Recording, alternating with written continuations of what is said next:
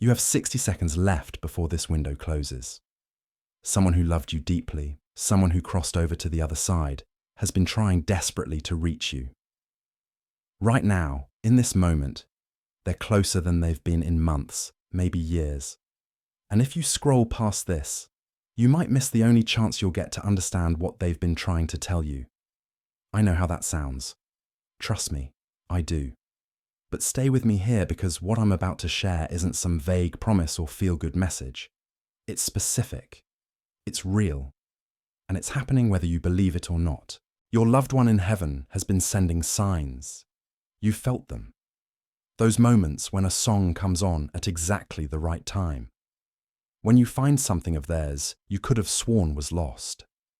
When you wake up at 3 a.m. with their name on your lips and a feeling in your chest that won't go away.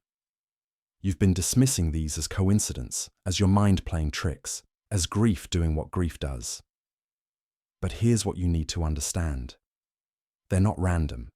They never were. Something shifted in the spiritual realm recently. The veil between worlds, the barrier that separates the living from those who've passed, it's thinning. Not for everyone, not everywhere, but for you, right now, it's becoming transparent enough that what's been trying to break through finally can. And your loved one knows this. They've been waiting for this moment, preparing for it. Think about the last few weeks. Have things felt different?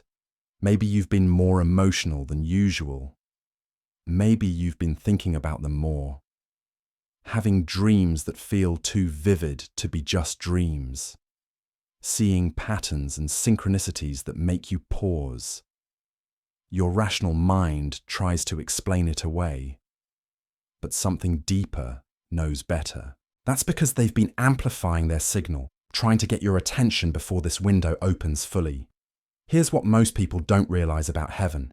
It's not some distant realm completely cut off from Earth. It's a different frequency, a different dimension that exists right alongside ours. Your loved one didn't go somewhere far away. They stepped into a reality that occupies the same space you're in right now, just vibrating at a level you can't normally perceive. But when conditions align, when your heart opens enough and the spiritual atmosphere shifts, those barriers become permeable. And they're permeable right now.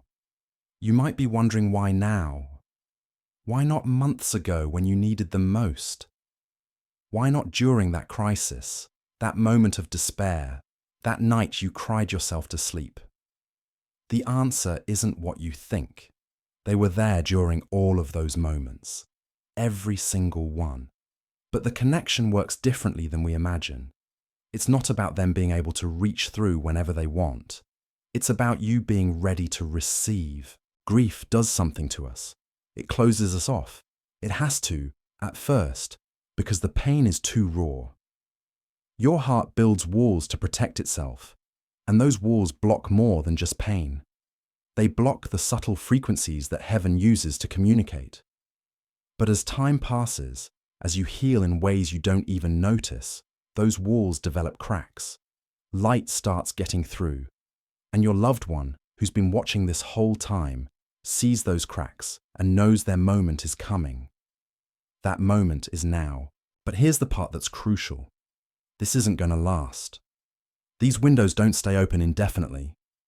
Think of it like a planetary alignment, like a rare celestial event where conditions have to be exactly right. The spiritual equivalent of that is happening around you. And just like an eclipse or a meteor shower, it'll pass. The veil will thicken again, not because heaven wants to cut you off, but because that's simply how these cycles work. So what exactly are they trying to tell you? What message has been building up, waiting for this precise moment to finally break through? It starts with something simple. They want you to know they're okay. I know you've heard that before.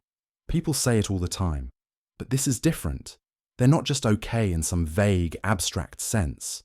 They're experiencing something beyond what we can comprehend here. A peace that doesn't just mean absence of suffering. It means fullness, completion. They want you to feel that, not just know it intellectually. But there's more, and this is where it gets personal. They've been watching your life unfold. They see the struggles you hide from everyone else, the weight you carry that nobody knows about, the questions that keep you up at night, the decisions you're agonizing over. And they have perspective now, clarity that only comes from seeing things from the other side.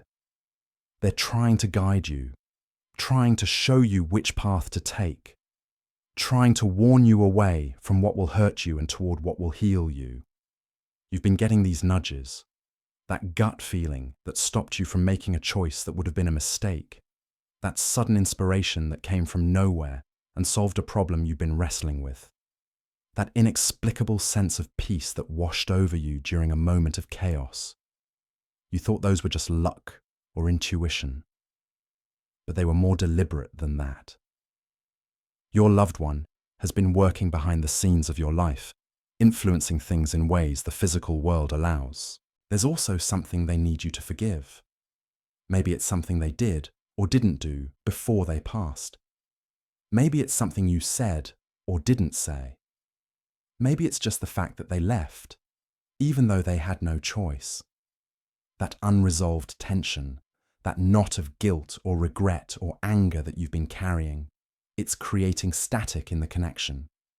They can feel it from their side, and they want you to know that whatever it was, it's already forgiven on their end. They're asking you to release it too, not for them, but for you. Because here's what they understand now that they couldn't fully grasp before.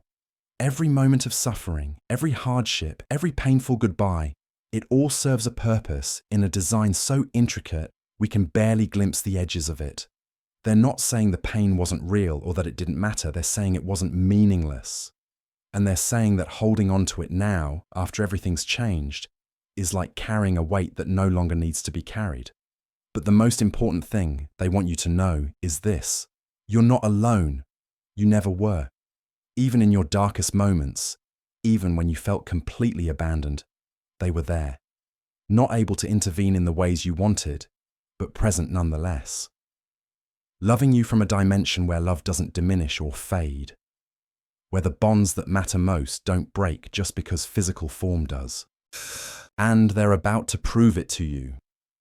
In the next few days, you're going to receive a sign, not a maybe, not a possibly, a definite, unmistakable confirmation that everything I'm telling you is real.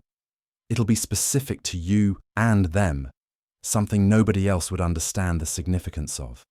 A symbol, a phrase, a coincidence too precise to be random. When it happens, you'll know. Your rational mind will scramble to explain it away, but your heart will recognize the truth immediately. This sign is already in motion. The universe is arranging circumstances, moving pieces into place, orchestrating the perfect moment for it to land. Your job is to stay open, to pay attention, to not dismiss it when it arrives. Because here's what happens if you miss it. If you're too distracted, too skeptical, too closed off when that sign comes, the window starts closing. Not all at once, but gradually. The veil thickens, the frequency fades, and while your loved one will never stop loving you, will never stop watching over you, this particular opportunity for direct, undeniable communication will have passed. I'm not trying to scare you. I'm trying to prepare you, to make sure you're ready when it happens. Because this moment matters more than you realize. It's not just about getting a sign. It's about opening a channel that can stay open, to varying degrees, for the rest of your life. Think of this as establishing a new normal in your relationship with them. One where you don't just remember them or miss them, but actually communicate with them in an ongoing way. That's possible. That's what this is really about. But it starts with you being present for what's about to happen. It starts with you making the choice right now to believe that maybe, just maybe, the universe is more mysterious and more loving than you've allowed yourself to hope. Your loved one has been preparing for this moment since the day they crossed over. They've been learning how the spiritual realm works, how to work with energy, how to send signals across the veil. They've been coordinating with guides and angels and other forces you can't see, all of it building toward now, toward this convergence where you're finally ready, and they're finally able, and the cosmic timing is finally right. Don't waste it. In the next part, I'm going to tell you exactly what to watch for, the specific types of signs that are coming, and how to recognize them even when your doubt tries to blind you. I'm going to share the 3 barriers that block most people from receiving these messages and how to dissolve them. And I'm going to reveal the one thing your loved one wants you to do in the next 24 hours that will amplify this connection beyond anything you thought possible. Let's start with what you need to understand about how these signs work. They don't follow the rules of the physical world. They operate on energetic resonance, on the principle that consciousness can influence matter in ways that seem impossible until they happen right in front of you. Your loved one isn't limited by distance or time, or the constraints that govern your daily reality. They exist in a state where intention shapes experience, where thought becomes action instantaneously. And right now, their intention is focused entirely on reaching you. The first type of sign is the synchronistic appearance. This is when something connected to them shows up in your environment in a way that defies normal probability. It might be their favorite song playing at the exact moment you're thinking about them. Not just once, but multiple times in contexts where it makes no logical sense.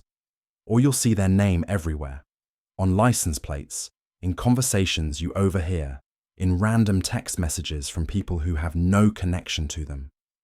The universe will plaster their signature all over your reality until you can't ignore it anymore. I watched this happen to someone whose father had passed. His name was Robert. Common enough name, right? But in the 3 days after she opened herself to receiving a sign, she encountered that name 47 times. She started counting because it became absurd. Robert on a coffee cup left on a park bench. Robert as a character name in a TV show she'd never watched before. Robert as the middle name of her new co-worker. Robert carved into a tree she passed on her morning walk. Each instance by itself means nothing. But the pattern, the concentration, the timing, that's orchestration from beyond the veil. The second type is the electrical phenomenon. Lights flickering when you mention their name. Your phone doing strange things, especially around dates that were significant to them. Electronics in your home behaving erratically for no technical reason. This happens because consciousness on the other side can manipulate electromagnetic fields more easily than it can move physical objects. It takes less energy. Your loved one has learned this. They've practiced it, and they're about to demonstrate it for you. Don't dismiss these events as coincidence or malfunction. Pay attention to when they happen. What were you thinking about? What were you feeling? That context is everything. If your lights flicker randomly, that's probably just old wiring. But if they flicker the moment you finish asking out loud for a sign from them, different story entirely. The third type is the animal messenger. This one surprises people, but it's incredibly common. A specific creature will start appearing in unusual circumstances or behaving in unusual ways around you. Maybe it's a cardinal that seems to follow you, appearing at significant moments. Maybe it's a butterfly that lands on you and stays there longer than makes sense. Maybe it's a dragonfly that hovers right in front of your face, making eye contact if that were possible, refusing to leave until you acknowledge it. These aren't random animals, they're vehicles. Your loved one is using them to get your attention, to deliver presence, to say I'm here without needing words. Someone I knew lost their mother unexpectedly. The mother had always joked that she'd come back as a hummingbird. Cute sentiment, right? Except 3 days after she passed, a hummingbird flew into the daughter's house through an open window, hovered in front of her for nearly a minute, then flew back out. This was in winter. Hummingbirds aren't even supposed to be in that region during winter. They migrate. But there it was, defying nature, delivering a message. Now here's what I need you to understand about receiving these signs. There are 3 barriers that will try to block you from recognizing them, and you need to dismantle those barriers starting right now. The first barrier is rational dismissal. Your logical mind will fight you every step of the way.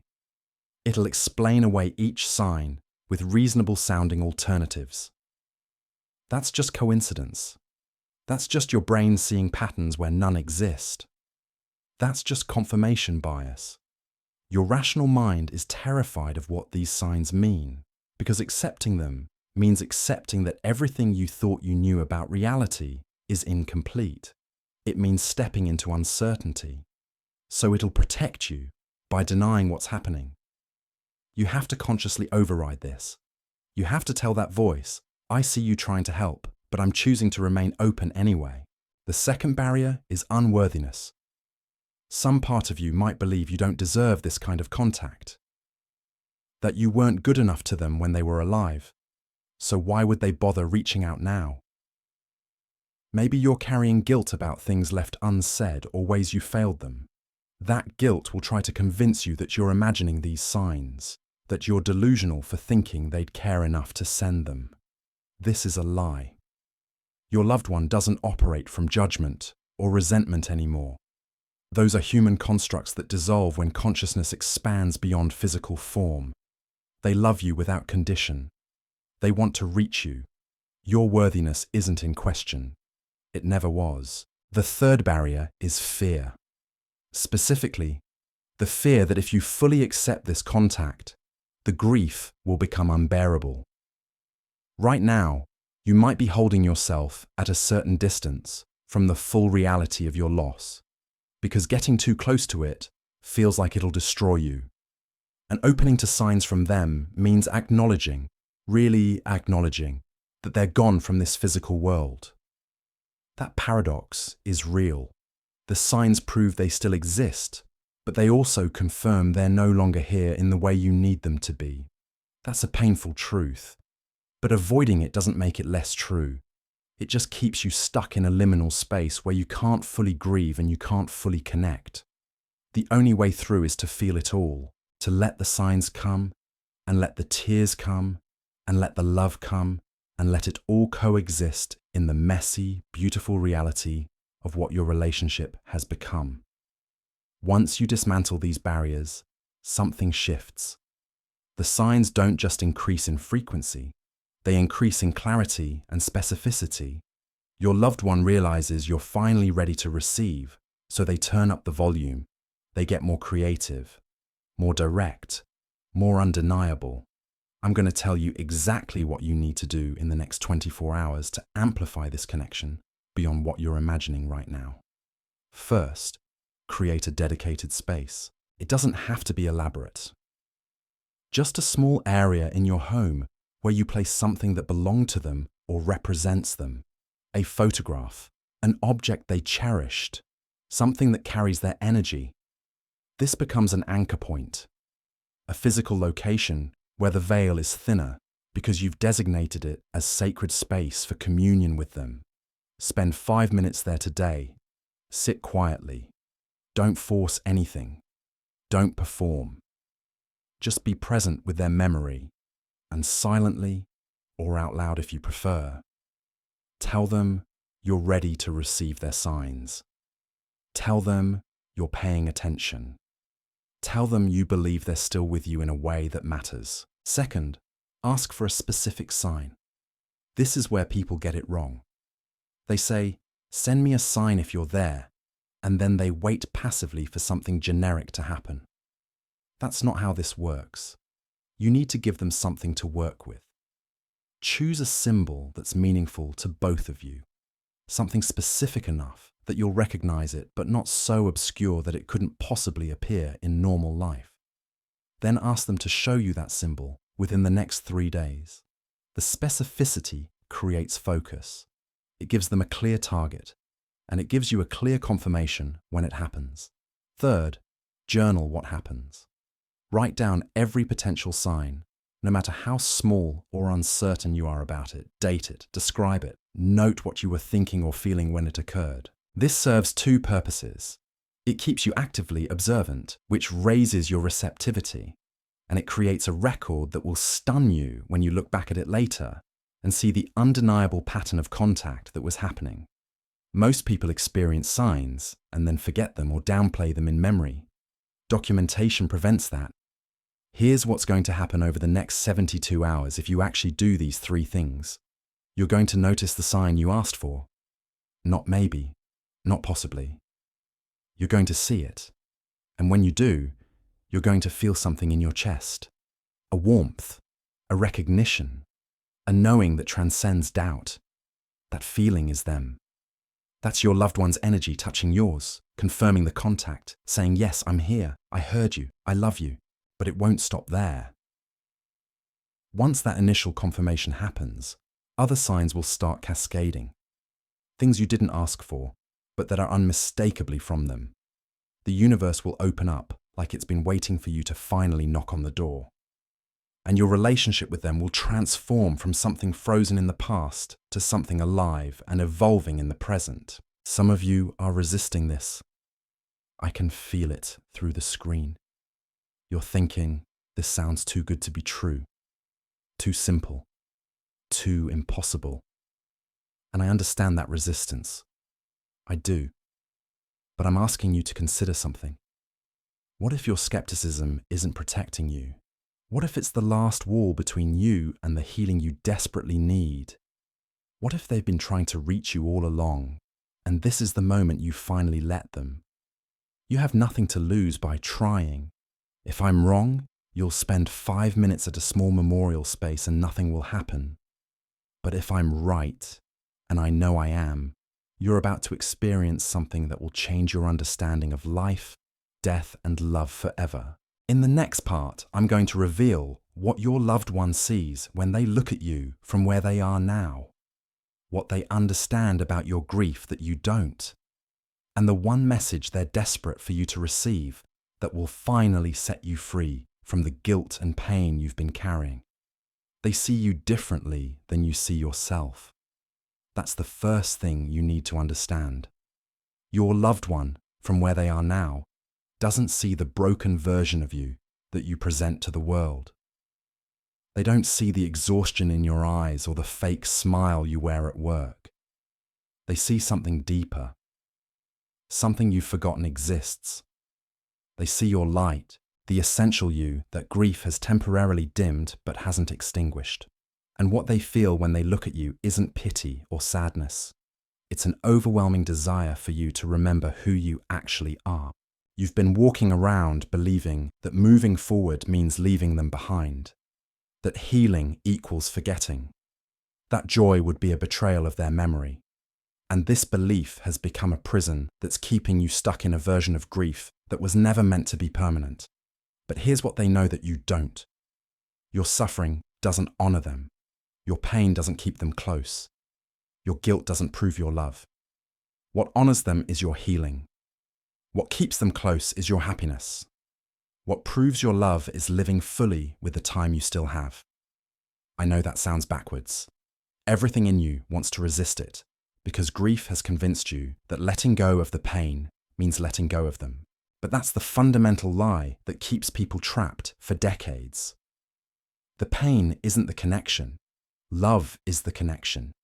And love doesn't need suffering to survive. Your loved one is trying desperately to communicate this to you. Every sign they send, every moment of unexpected peace you feel, every time a good memory surfaces without the crushing weight of loss attached to it, that's them saying, please, please let yourself be happy again. They understand something about grief that you're still learning. They see it from outside the human experience of time and emotion. And from that perspective, they can see how you're torturing yourself with questions that have no good answers. Why didn't I say this? Why didn't I do that? What if I had noticed sooner? What if I had been there? These questions eat at you in the middle of the night. They replay in your mind during quiet moments, and you've convinced yourself that if you just think about them enough, you'll find some answer that will make the guilt stop. But your loved one wants you to know something crucial. There is no answer that will satisfy that hunger because the question itself is flawed. You're asking what you could have done differently, as if you had information and awareness you didn't actually have at the time. You're judging your past self with your present knowledge. And that's not fair. That's not realistic. And it's not what they want for you. They see the whole picture now. They understand the timing, the circumstances, the limits of what was knowable and controllable. And they've released all of it. The only person still holding on to those regrets is you. Here's what they're trying to tell you. You did the best you could with what you knew at the time. Period. That statement doesn't require qualifications or exceptions. It's simply true. And every moment you spend punishing yourself for not being omniscient, for not being perfect, for being human, is a moment of your precious life that you're giving to a lie. They don't want your guilt. They want your peace. They don't want your endless apologies. They want your laughter. They don't want you frozen in the moment of their death. They want you moving forward into your life. This is the message they've been sending through every sign, every dream, every inexplicable moment of comfort. But you haven't been able to receive it fully because you're still convinced that your suffering serves some purpose. So, let me be absolutely clear about this. It doesn't. Your pain doesn't reach them. Your tears don't comfort them. Your guilt doesn't change anything about what happened. The only thing your continued suffering does is prevent you from experiencing the fullness of life that they desperately want you to have. Some of you just felt something shift in your chest reading that. A release. A permission you didn't know you were waiting for. That's them. That's your loved one saying, yes, finally, she gets it. He's hearing me. But some of you are still resisting because the guilt has become so familiar that letting it go feels dangerous. Like if you stop punishing yourself, you'll somehow forget them or dishonor their memory. And I need you to hear this with everything in you. The opposite is true.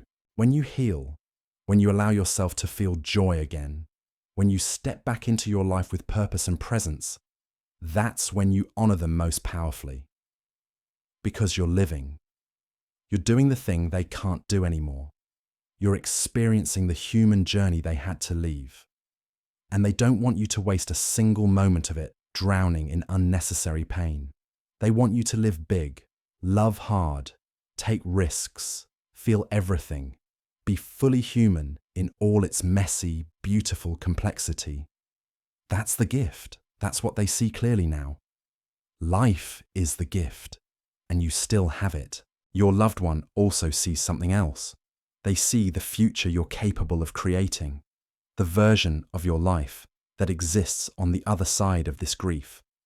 And it's beautiful. It's fuller and richer than you can imagine right now, because you're still looking at everything through the filter of loss. But they see what you'll become when you finally release the weight you've been carrying. They see the relationships you'll form, the experiences you'll have, the ways you'll grow and evolve, the impact you'll make, the joy you'll feel, and they're cheering for that future. They're actively trying to guide you toward it. Every time you feel a sudden urge to try something new, that's them nudging you. Every time an unexpected opportunity appears, that's them opening doors. Every time you meet someone who feels significant, that's them orchestrating connections. They haven't stopped being involved in your life. They've just changed how they participate. And the more you open yourself to recognizing their involvement, the more obvious it becomes. But you have to be willing to look for it. You have to be willing to interpret your life through the lens of their continued presence rather than their permanent absence. This shift in perspective changes everything. When you believe they're gone, every day is heavy with loss.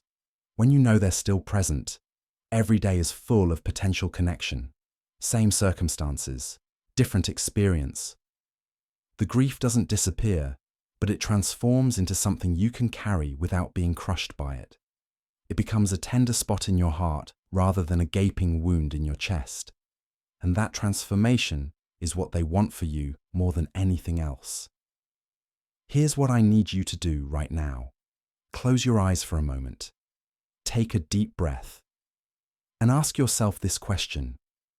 If my loved one could speak to me clearly right now, without any barriers or doubt, What would they say? Don't overthink it. Don't filter it. Just notice what immediately comes to mind.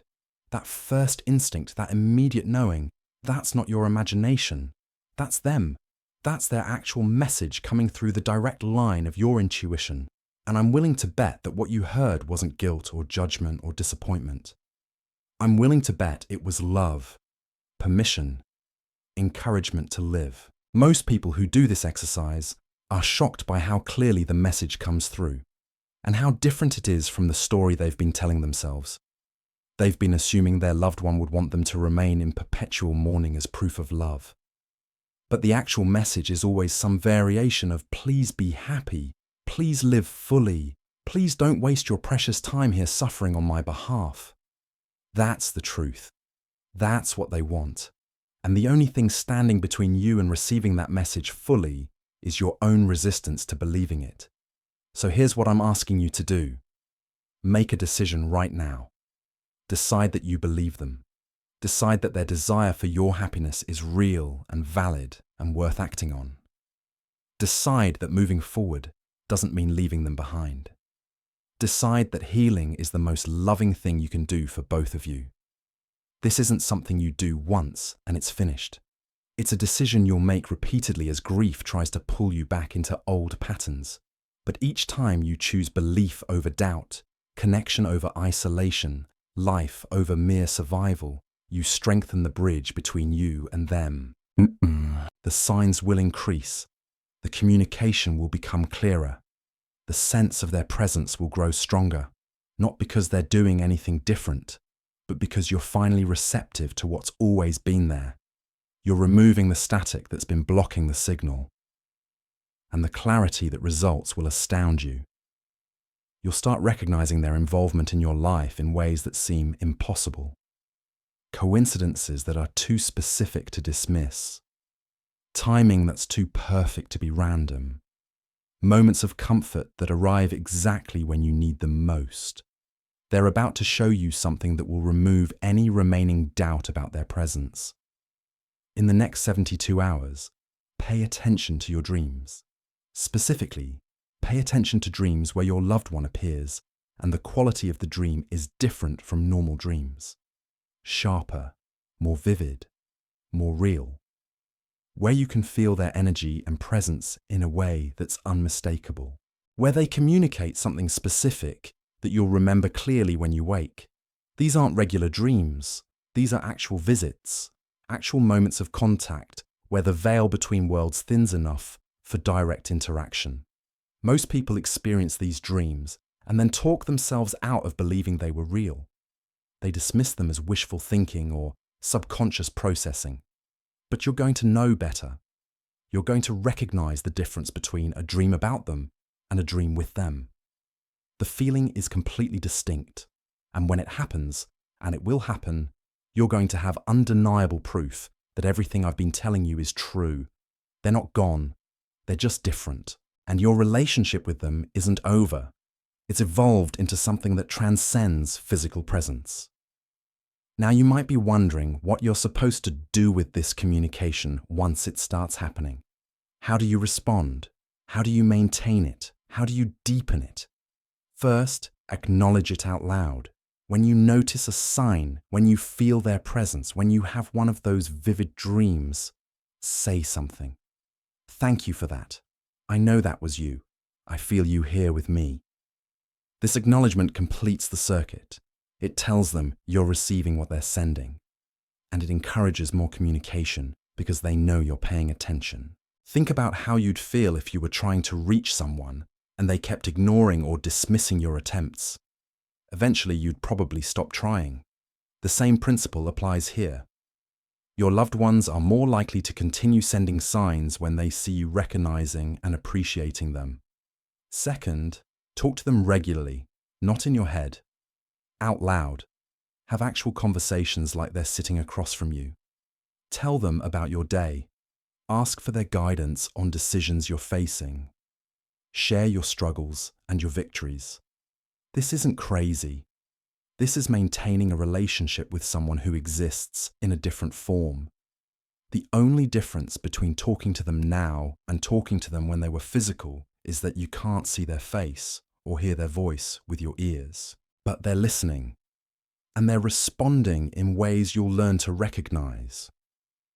Some people feel resistance to this practice because they think it means they're not accepting reality. But here's what's actually true. Accepting their physical absence while maintaining spiritual connection is the most mature and accurate understanding of death that exists. You're not in denial, you're in expanded awareness. You're operating from a more complete picture of reality than people who think death is the end. Third, create regular rituals that honor your connection. This could be lighting a candle on specific days and sitting quietly with their memory. It could be visiting places that were meaningful to both of you and feeling their presence there. It could be doing activities they loved and inviting them to experience it with you. These rituals serve multiple purposes. They give you dedicated time to focus on the relationship. They create energetic openings for stronger communication, and they demonstrate to your loved one that they still matter, that they're still included in your life even though they're not physically present. One woman I know sets a place at the table for her deceased husband, D, during holiday meals, not because she thinks he's going to eat the food, but because it acknowledges that he's still part of the family, that his presence is welcomed and recognized. And every single holiday, without fail, something happens during that meal that makes everyone feel his energy. A favorite song comes on the radio at the exact moment someone mentions his name. A picture falls off the wall for no reason. The lights flicker when someone toasts to his memory. These aren't coincidences. These are responses to the invitation she's extended through her ritual. Here's something else that's important. Stop asking them for signs and start noticing the signs they're already sending. Most people approach this backwards. They say, "Show me a sign that you're here," and then they wait for something dramatic and unmistakable. But that's not typically how it works. Your loved ones are constantly sending subtle communications. The trick is training yourself to recognize them. That song that reminds you of them playing in the store, the butterfly that lands on your shoulder, the smell of their perfume or cologne appearing from nowhere, the random memory that surfaces at the exact moment you need comfort. These are all forms of contact. But if you're waiting for something more obvious, you'll miss them entirely. Start from the assumption that they're always trying to communicate and your job is simply to become more aware. This shift in perspective changes everything. Instead of demanding proof, you're discovering evidence that's been there all along. Now let's address something that stops many people from deepening this connection: the fear that they're bothering their loved one or preventing them from moving on to wherever they're supposed to be. This fear is based on a misunderstanding of how the afterlife works. Your loved ones aren't trapped here because you're grieving. They're not stuck between worlds because you miss them. They exist in a state where they can be fully present in their new reality while also remaining connected to you. It's not either or, it's both and. Think about how you can be present at work while still loving your family at home. Your attention can be in one place while your connection to another place remains intact. The same principle applies here, except they're operating from a dimension where limitations of time and space don't apply the way they do here. So no, you're not holding them back. You're not preventing their spiritual progress. You're simply maintaining a relationship that benefits both of you. They want to stay connected to you just as much as you want to stay connected to them. The difference is they understand that physical separation doesn't equal actual separation. And they're patiently waiting for you to understand that too. Here's what's going to happen as you implement these practices. The grief will transform. It won't disappear completely, and that's okay. But it will shift from something that destroys you to something that connects you. The pain of absence will gradually be replaced by the comfort of continued presence. You'll still have hard days. Anniversaries and holidays and random moments will still trigger sadness. But underneath that sadness will be a foundation of knowing that they're not truly gone, knowing that your love continues, knowing that you'll be together again when your time comes. And this knowing changes everything. It takes the terror out of death. It removes the desperation from grief. It allows you to honor your sadness without being consumed by it. You'll also notice changes in how you view your own life. When you understand that physical death isn't the end, you start making different choices. You stop sweating the small stuff because you recognize how temporary it all is. You prioritize relationships over achievements because you know that connections are what actually matter. You live more authentically because you realize that pretending to be something you're not is a waste of precious time. Your loved one's death, as painful as it's been, becomes a catalyst for you to live more fully, not despite their absence, but because of what their absence has taught you about what really matters. This is how you honor them, not by staying stuck in grief, but by allowing their death to awaken you to deeper truths about existence. Let me tell you what's waiting for you on the other side of this transformation. Peace that doesn't depend on circumstances. Joy that coexists with sadness. Gratitude for the time you had instead of bitterness about the time you lost. Connection that transcends physical presence. Purpose that emerges from pain. And most importantly, absolute certainty that you will see them again. That reunion isn't a maybe or a hopeful fantasy. It's a guarantee. The same force that keeps planets in orbit and makes flowers bloom and turns caterpillars into butterflies ensures that love never truly ends. You will be together again. The separation you're experiencing is temporary, incredibly painful, but temporary. And in the meantime, they're closer than you think. Right now, as you're hearing these words, they're with you, feeling your emotions, wanting you to know they're okay, hoping you'll choose to be okay too. So here's your assignment. For the next 7 days, act as if everything I've told you is absolutely true. Act as if your loved one can hear you and is actively trying to communicate. Act as if signs are being sent and your only job is to notice them. Act as if the relationship continues, even though the form has changed. Live from that place for 1 week and observe what happens. Notice the dreams. Notice the coincidences. Notice the moments when you feel their presence so strongly it takes your breath away. And at the end of that week, you won't need me to convince you of anything. You'll have your own proof, your own experiences, your own knowing that death changed nothing about the love between you. That's when healing really begins. Not when the pain stops, but when you realize the connection never did. Everything I've shared with you comes down to a single choice you're facing right now. You can close this video, return to your life, and continue carrying grief the way you've been carrying it. Heavy, isolating, convinced that the person you love is gone in every way that matters. Or you can decide in this exact moment that maybe there's more happening than what your physical eyes can see. Maybe the signs you've been dismissing as coincidence are actually love breaking through from another dimension. Maybe the dreams that feel too real are exactly what they seem to be. Visits, actual contact with someone who never stopped caring about you. The window I mentioned at the beginning, it's still open, but it won't stay that way indefinitely. This heightened period of connection, this thinning of the veil, it operates on cycles you don't control. What you do control is your willingness to step into it, to acknowledge what's being offered, to receive what's been trying to reach you for longer than you know. Your loved one has been preparing for this moment since they crossed over, learning how to send signals, coordinating with forces beyond your understanding, waiting patiently for you to be ready, and you're ready now. That's why you're still here. That's why something in you knew not to scroll past this message. They see you struggling to move forward while terrified that moving forward means abandoning them. But what they're trying to tell you is this: you honor them most when you heal. You keep them close by living fully, not by suffering endlessly. Your grief doesn't prove your love.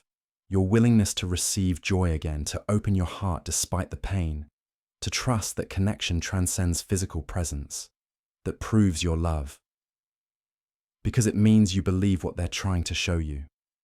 That death changed the form of your relationship, but not the substance of it.